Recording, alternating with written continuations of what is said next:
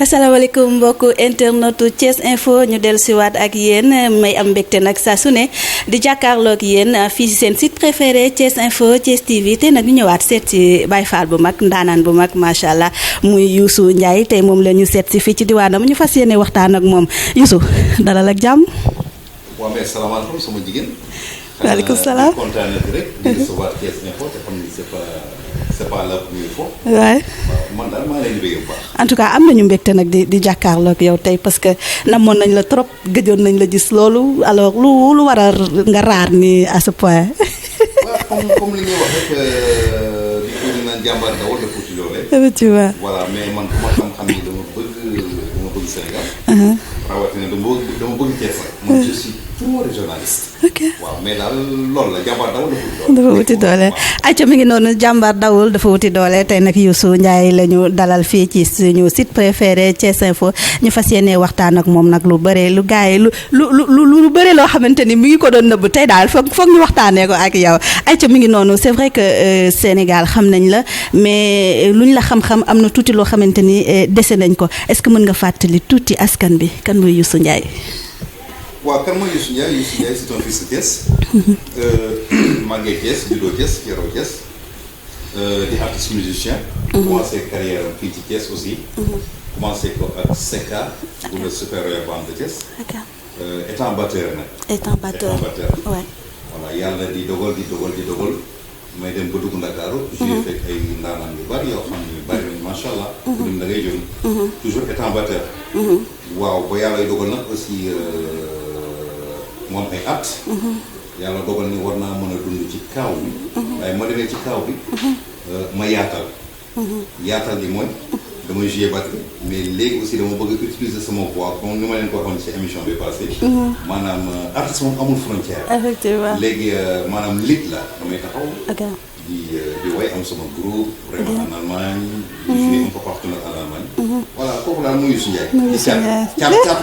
caat mendeer la macha allah mais dama dégg nga ne batteur de batteur tey nga bëgg utiliser sa voix way donc comment ça s'est passé naka nga ko dundee ak naka la ñëwee ci yow. waaw boo xoolee macha allah. mën naa ne lépp c'est naturel. tout est naturel. batterie bi ma doon joué. tey jii ma ci xam dëgg tey jii buñ ma gisee tey jii ma yor micro di way du leen bett. dëgg la. parce que musique lañ wax. dëgg la te wax ni musique dafa nekk loo xam ne warut am frontière. effectivement guitariste bi war na mën a jouer clavier. batteur bi war na mën a way. tamakat bi war na mën a jouer guitare basse. maanaam musique lañ wax. te nag aussi boo xoolee am na ay ndaanaan yu bari dama naan jouer ak ñoom mais en même temps di jouer batterie di aw.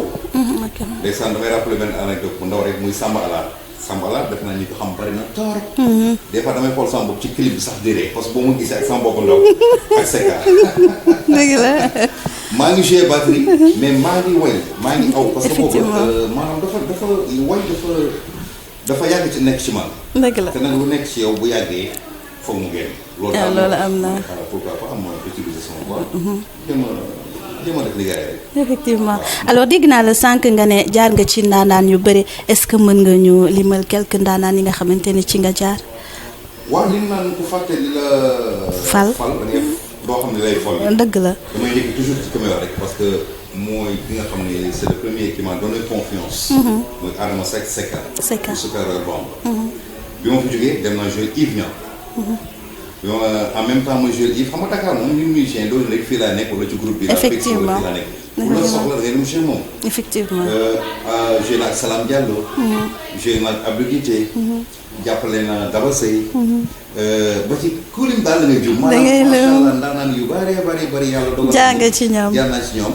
mais ki ma mujjee jaar te gën fa am ay fan nag yoo xam ne yombee na fa muy 6 ans. macha allah mooy Coumba Gawlo. macha allah defal 6 ans.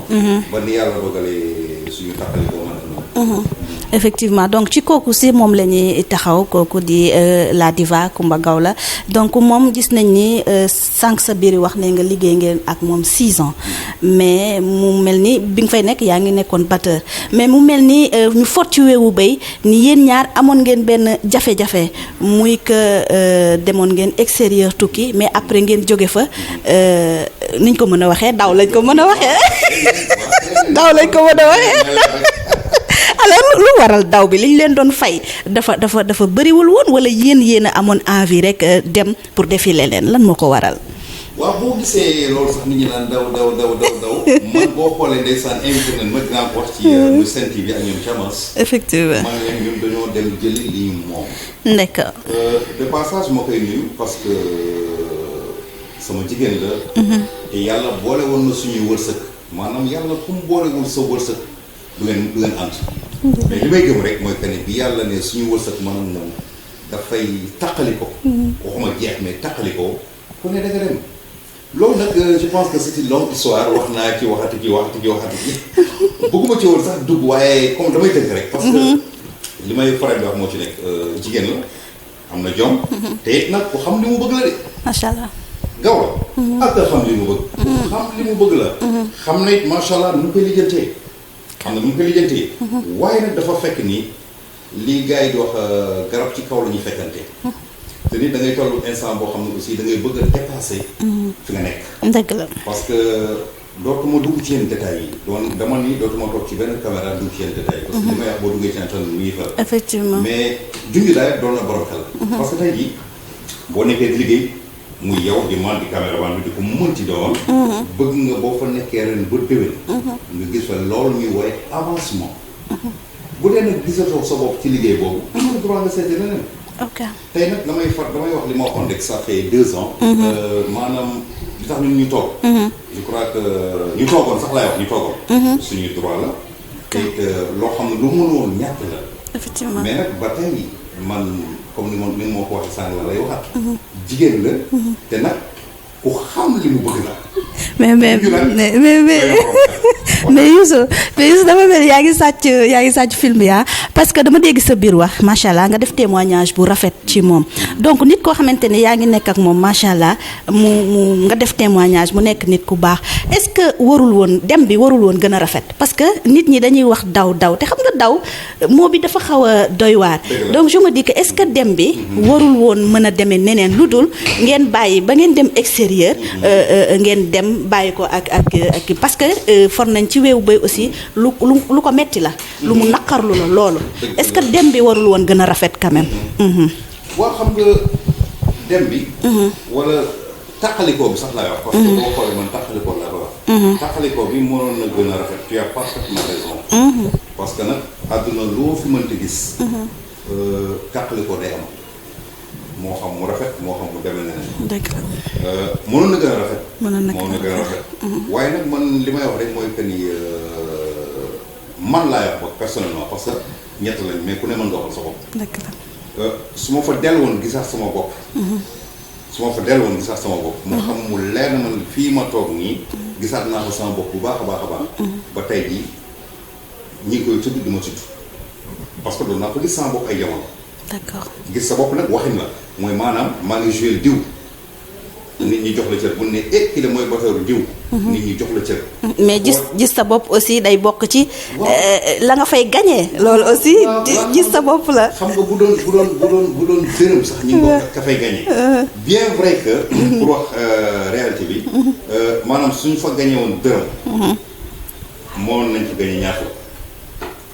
loolu nag dafa yàgg mu diire lool. bon ku nekk fii muñ ñaari côté yëpp di muñ nag.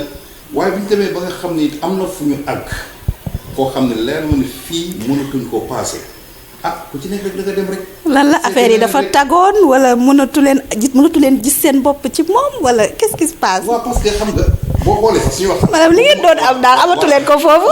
xam naa fi ma bëgg a dugal te xam naa ni. non dañuy waxtaan pour parce que askan bi ñiy seetaan aussi bëgg nañoo xam. parce que ku nekk yaa ngi joxe sa version donc askan bi bëgg nañoo xam ce qui se passe vraiment parce que sa fans yi aussi xam nga. waaw xam nga sax bëgguma sax ñu jël waxtaan bi. concentré ko ci sujet boobu. mais nag comme li nga wax ni c'est tout à fait vrai parce que wax boobu wax naa ci waxati ci. waaye daal li ma lay tënk rek mooy que ni man Youssou Ndiaye su ma demoon ba gis fa sama bopp tey jii ñu ngi koy tudd di ma tudd. waaye nag am nga comme fulla la olof dañuy fullaay jaay Dakar wala ma ñam jeexal ko. dëgg la. donc bi ñu demee ba benn instant bon man ma gis parce que man ma arrêté D'accord. ma gis ne xëy na lii bon du loo xam ne moom laa war a mën a continuer di ko def. ndaxte aussi li mbët bëgg la baar bëgg. man boo seetloo sama toujours dama naan la waxin lay wax dégg-dégg lay laaj. nga xam ne am na ñoo xam amuñu dégg-dégg. oto mooy bëgg mu leer. parce que dinaa ci biir wax. ku am fulla la.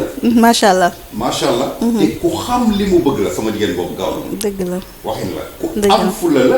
ku xam li mu bëgg la. ku xam macha allah na nga koy amee la. donc pourquoi pas ku ne def ni moom.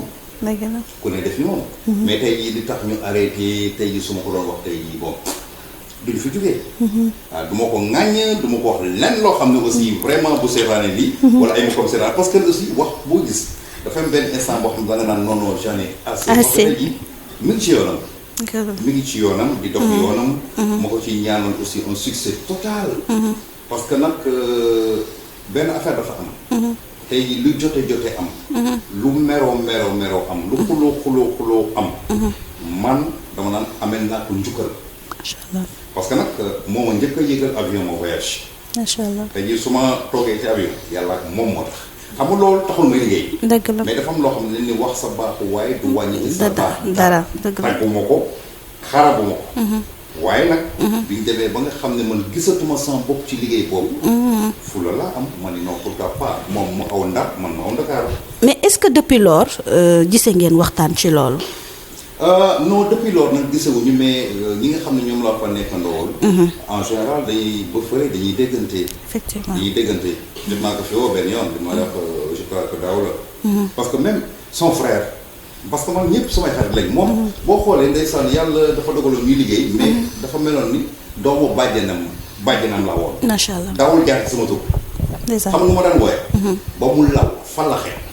macha allah falaxe la ma daan wooye. macha allah donc mu nekkoon loo xam dafa mel ni doomu bàjjenam laa woon. et puis ma nekkoon ak ay frère am muy Magar Seck xam nga ak samay duma lim mais ñun ñëpp ba tey ñu ngi am contact. macha allah te ñoom ñaar ñoo bokk day bàyyi mais ba tey dañuy déggante dara ñaawul. mais moom déggantewu leen. non parce que woo naa ko fi benn yoon nag wax naa la woo naa ko fi benn yoon waaye waaw baax na la. moom daal déggantewu leen pour muy clair. mais man ko nii de passage sama jéem. macha allah alors ngeen jóge fii dem extérieur ci anam boobu alors bi ngeen demee extérieur moment yooyu comment ça s'est passé na ko ngeen ko doon dundoo lan moo doon objectif yi.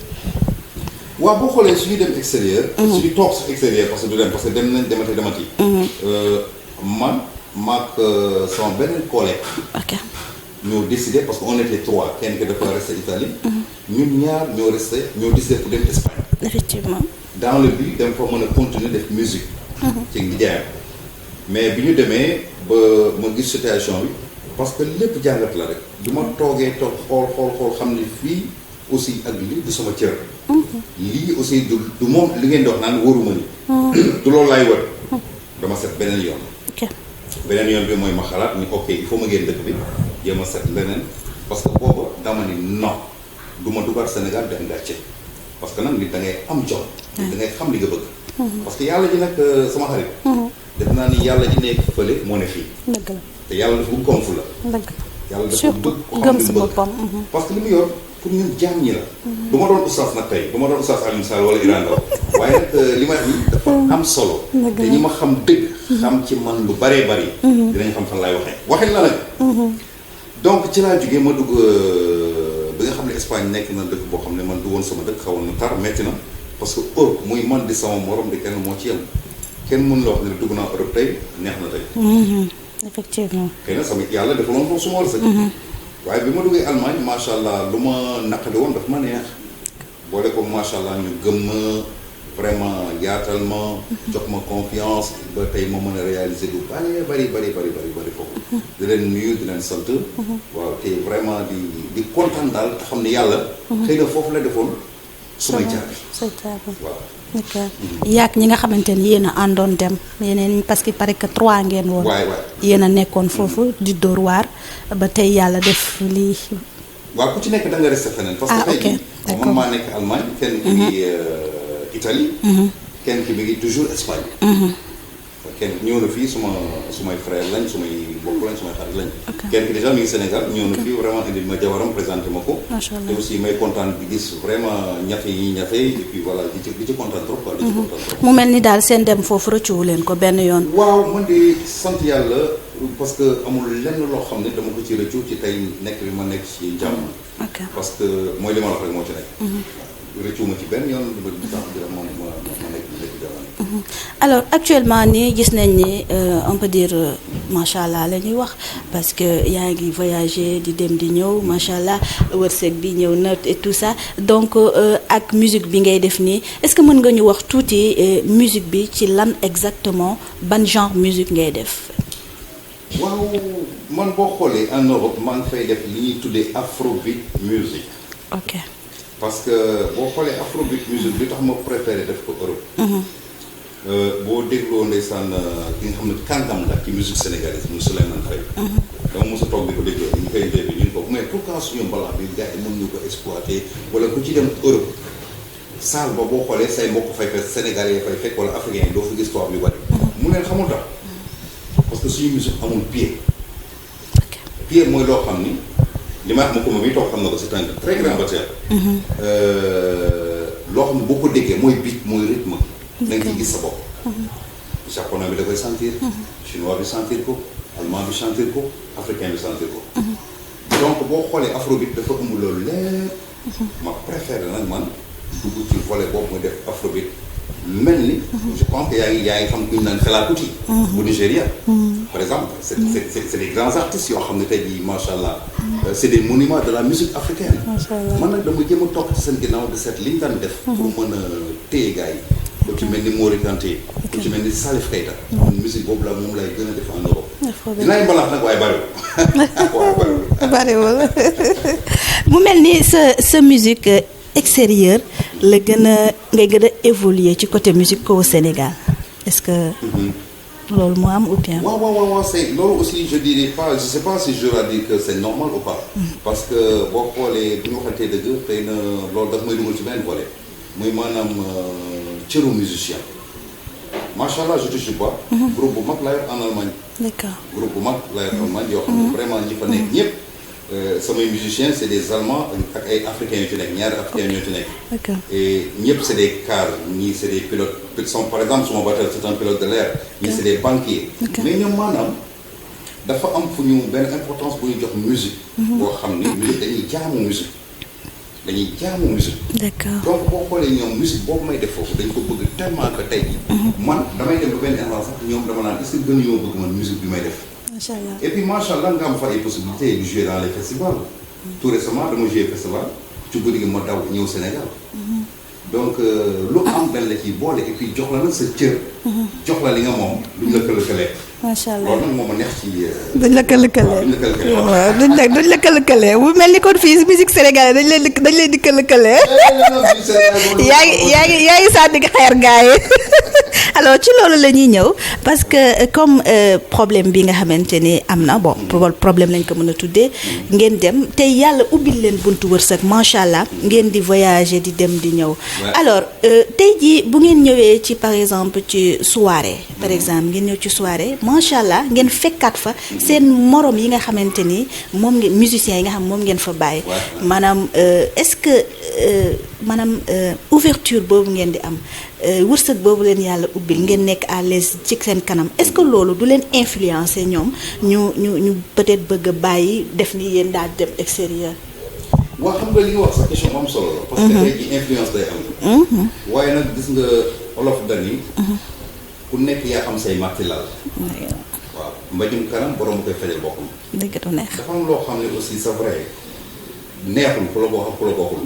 tey jii nga nekkoon ak ay musiciens fii. ngeen bokk benn situation de vie. di jouer di am ay 10 000. di jouer di am ay 5 000. di jouer am ay 3 000 waxuma dama joxe exemple parce que. cachet jàmbur kenn ko. dëgg la maa ngi jégalu su fekkee dama wax loo xam c'est trop. dëgg la donc tey jii yàlla sutural la nga dem. ñëw. ñu gis na sa situation changé na. nga yëkkati sa alal di leen jox. effectivement di leen joxaat ay teraanga. donc loolu. xëy na gis-gis la ku ci nekk am na noo ko mën a gisee. mais man loolu damay gis ne tey jii man ça m'a fait plaisir ma ñëw fekkaat fi samay mbokk musicien wala ñoo xam sax ba may musique ñoom musique ñu. ma ñëw bokk ak ñoom loolu di leen teral loolu lu ma ci def tey benn bu subaa su may ñaan yàlla am fukk def ko. te xam ne loo gis rek bés lay xaar. effectivement xëy na yow yaa ngi koy gisee noonu mais est-ce que ñoom dinañ ko gisee noonu comme li ma wax tout à l'heure rek est-ce que loolu du bokk aussi li nga xamante ni day yàq seen xel.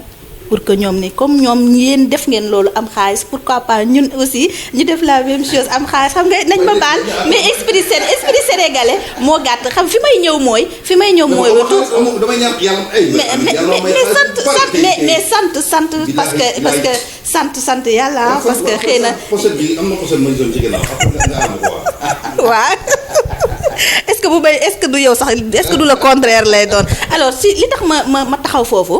tout récemment dañuy gis kenn ci ki nga xamante ni Louga la nekk yéen a bokkoon ànd dem fële ca Espagne. mu ñëw ci soirée comment dirais-je la diva. Kumba Gawlo mais bi mu ñëwee ci soirée am yéeg ci kaw scène bi. di maye xaalis gis nañ ni neexul comment dirais-je l'artiste. Kumba Gawlo ba mu mel ni sax lu koy gaaruwaale naan moytu leen di jël xaalisu traître donc foofoo tax aussi ma taxaw pour poser la question boobu yow naka nga gisee loolu est-ce que moom li mu wax yoon la est-ce que aussi acte bi kooku def aussi yoon la ban jàngat nga ci am ban conseil aussi nga ci joxe. waaw loolu déjà man yëguma ko woon sax.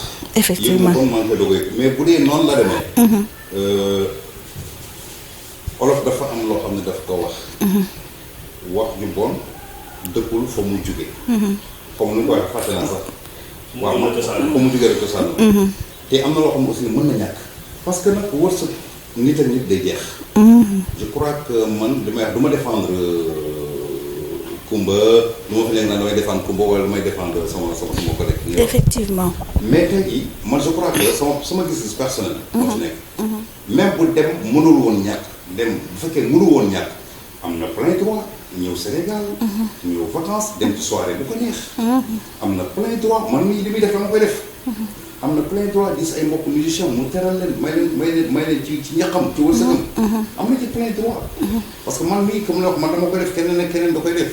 xam nga mais je pense que aussi bu fekkee ni yow da nga nekk ndaanaan nga am tur. tur wax macha allah sa tur àgg na fu ne. am na yoo xam ne aussi war nga ko mën éviter parce que tey jii man ni may waxee. ni may defee benn mbir ñu waxee ko parce que kenn xaw ma. effectivement siw ma fenn. bokkut ak par exemple ma jox exemple un Aliou Mbaye Nder. wala un Salam Diallo. wala un Abdou Guité bu taxaw fii di xeex man moo naa taxaw fii di xeex kenn du ma xam. donc am na loo xam ni aussi bu amee. njuumte am na. njuumte am na. te bu njuumte amee nag. je pense que ni mënoon naa gën a rafet. parce que tey jii ku ne am nga droit dem ci soirée. seet ku la neex ngay gën a xaalis may ko. effectivement am na ñoom détails yoo xam ni la ca biir. parce que bi ma waxee rek am na lu ne ca biir loo xam ne man du ma ci dama la du ma ci dugal. mais ku wéet xam nga sa bopp. ku wéet rek xam nga sa bopp. tey jii man ñi ngay wax ni damay ñëw soirée. damay ñëw Sénégal. damay daje ñoom mais nag bu dul soirée moom damay yëkkati ci li ma yàlla wërsëgale. ñu koy séddoo parce que ñun loolu lañ xam. ñu koy séddoo. te tey jii su ma amoon occasion bi def ko tey jii ma gis ak ñoom aussi. teral leen wala jox leen ci sama wërsëg bi ma yàlla may. mais pourquoi pas dama koy def. effectivement dama koy def. effectivement te xam nga nag aussi li mbëtt bëgg nag la bara bëgg de sama xarit. dëgg du neex waaw li mbëtt bëgg la bar bëgg moo ko internet yi di leen fàttali rek ñu ngi dalal ndaanaan bu mag te moom seen émission dafa ala dawe nag macha allah Youssou Ndiaye alors tey ban conseil ngay jos ñooñu nga xamante ni dañuy dem ñëwaat ban conseil nga leen di jox. waaw très bien loolu question bu am solo la. parce que question conseil bi ma leen di jox mooy que ni nañuy gën a gëm seen bopp. et puis lead vocal yi parce que boo xoolee Sénégal mooy dëkk boo xam ne chanteurs yi ñooy chef ñooy buur ñooy bu te nag du dëkk du yoon.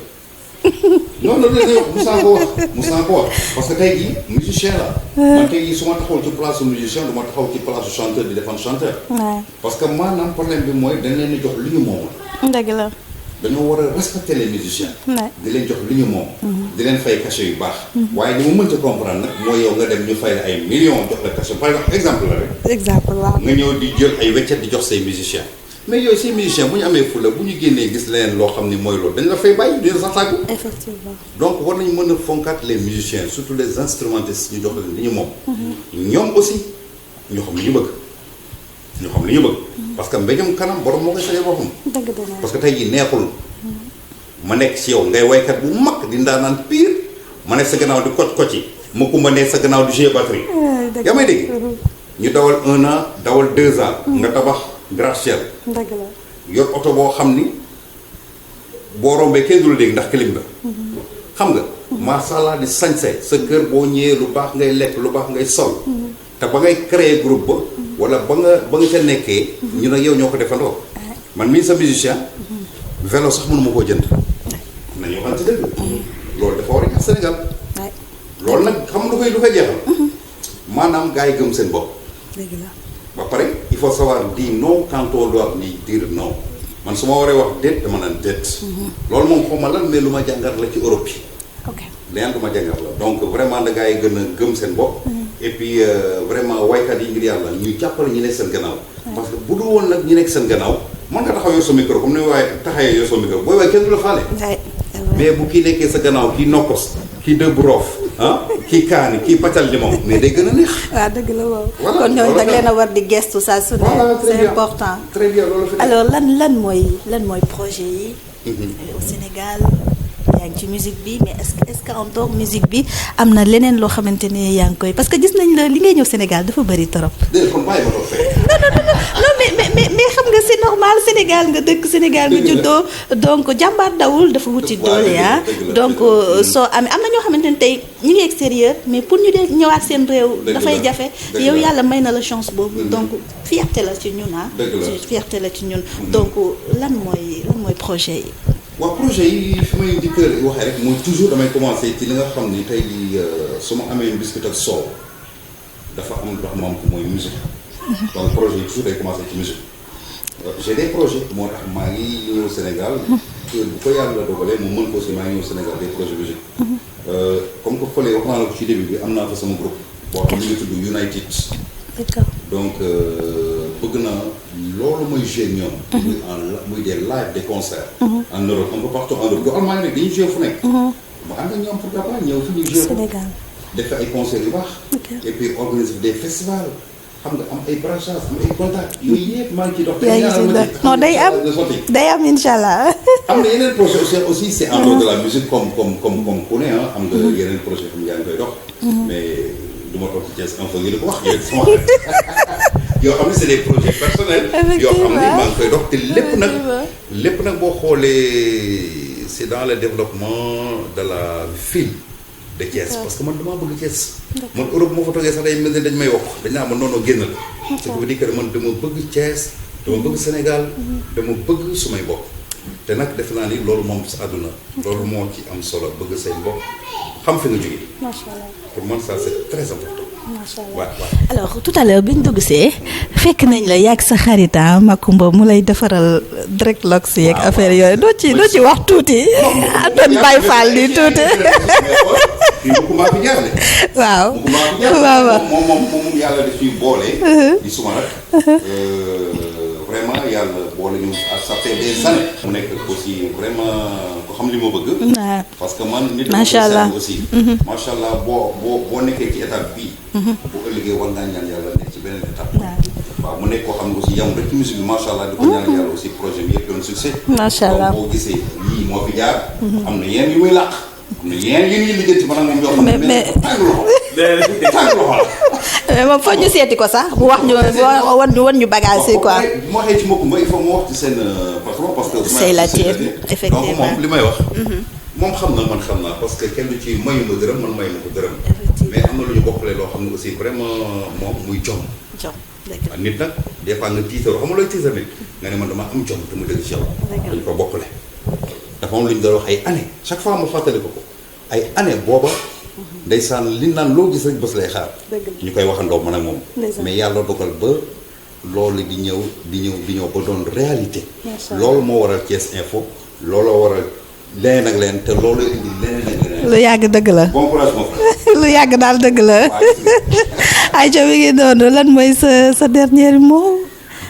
waaw sama dernier mot de comprendre. mais avant loolu bëgg naa tuuti nga joxe conseil ñi nga xamante ni xëy na ñu ngi extérieur sénégalais yi nga xam ne ñu ngi extérieur vraiment mën naa ne su ma osé utiliser moom ñu càng extérieur peut-être amuñu papier wala des trucs comme ça ñooñu lan nga leen di wax ak yan conseil nga leen di wax aussi jox.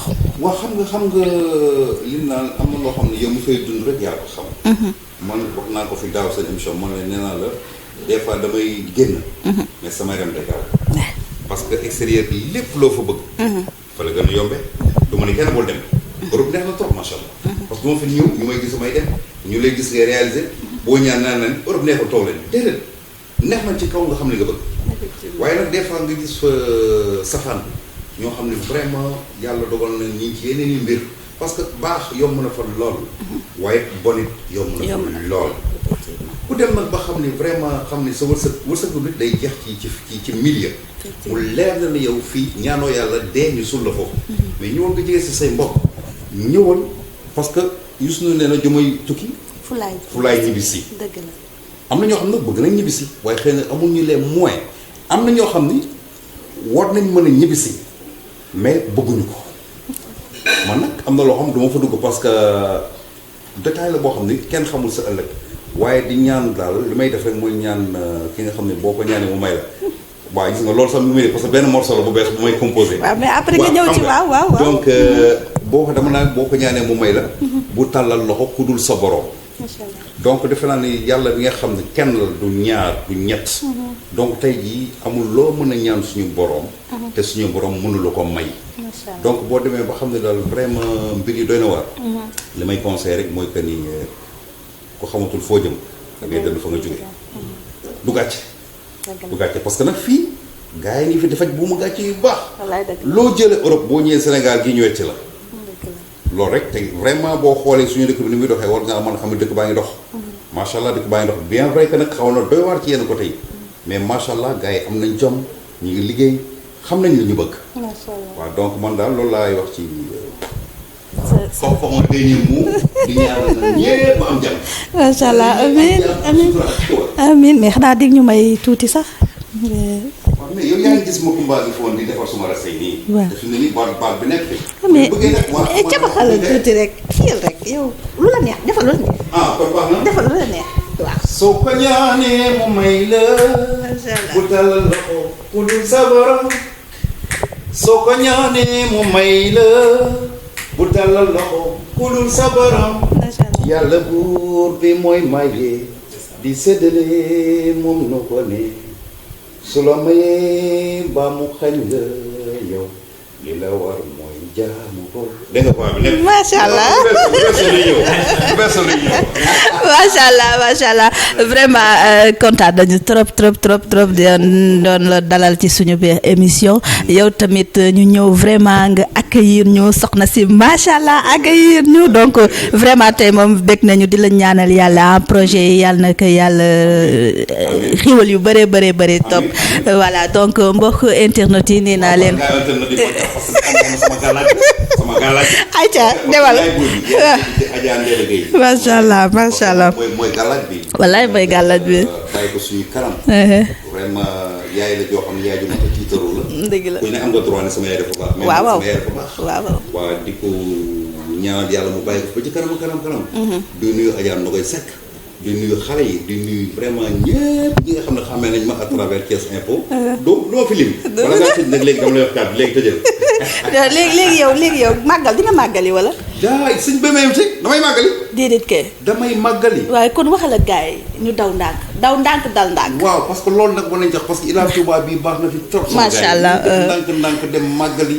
dikkaat màggal nag au vrai sens du mot parce que bu ñu nee màggal rek ñu ko def ni mu gën a sawee. màggal la au vrai sens du mot. loolu moom dina ma neex trop. gars yi di ko jàmm. zéro accident. macha allah yal na ko suñu borom bi defar. ci barke Seydina Muhammad sallallahu alayhi wa sallam. macha allah moom dama koy ñaan bu baax. macha allah donc mu ngi noonu ñu ngi dalaloon Youssou Ndiaye tey mu nekkoon nag suñu invité fi mu daanelee rek foofu lay commencé màggal gi la ñu jub ci màggal Serigne Touba bi di ñaan yàlla rek ñu màggal ci jàmm ak salaam gis ngeen ma ni ma def nii man nit ñi demaguñu màggal sax man ma def ila Touba nii macha allah. ayca mi ngi noonu nag di ñaan yàlla nangul ñu suñu ñaan yëpp ñu te nag ñuy wax chauffeur yi ñu daw ndànk dal ndànk c'est très important ñëpp a bëgg a dem Touba macha allah waaye nag nañu def ndànk rek te xam ni buñ ko tegee ci yoon rek ñun ñëpp dinañ yegg si jàmm dellusiwaat si jàmm di remercier bu baax nag sama caméraman Seydina voilà mi ngi noonu di leen jox di daje très prochainement ak seen beneen invité fii ci Thiès Info Thiès TV d'ici là portez-vous très bien merci beaucoup et bon magal à tout le monde.